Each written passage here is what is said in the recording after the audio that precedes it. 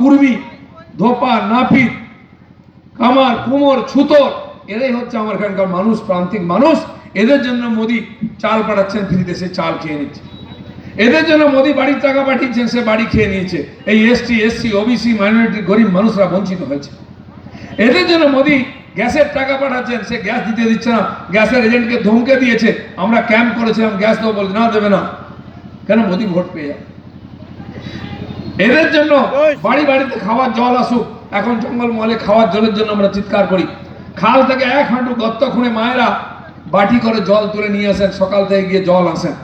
মোদি 3 বছর আগে পয়সা দিয়েছেন জল জীবন প্রকল্পে, প্রত্যেক বাড়ির কাছে খাওয়ার জলের কল আসবে। আপনারা পেয়েছেন জল? পেয়েছেন? 3 বছর ধরে এই জল, এই টাকা ফেলে রাখা হয়েছে।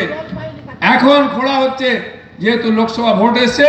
আমি গ্রামে গেলে দেখি গাড়ি যাচ্ছে না, মাঝখান দিয়ে গর্ত খুঁড়েছে, কি জলের পাইপ আসবে। আমি বলে দিচ্ছি, পাইপ আসবে, জল কিন্তু আসবে না। কারণ এরা তাই করে। আমি বর্ধমানে একটা আদিবাসী পাড়ায় গেলাম, বলছে দাদা জল নেই। আমি দেখছি ট্যাপ লেগে আছে, এই তো কল লেগে আছে, কল আছে জল নেই। তাহলে গেল কোথায়?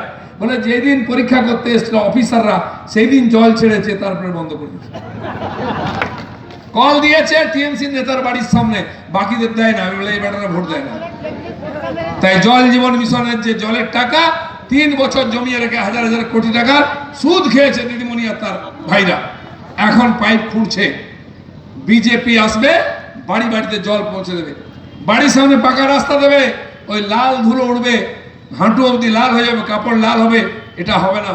আমার মনে আছে ছোটবেলায় স্কুল যেতাম, চপ্পলও পরতাম না, হাফ প্যান্ট পরতাম, পায়জামা পরলে লাল হয়ে যাবে, হাঁটু অবধি লাল ধুলো উঠতো।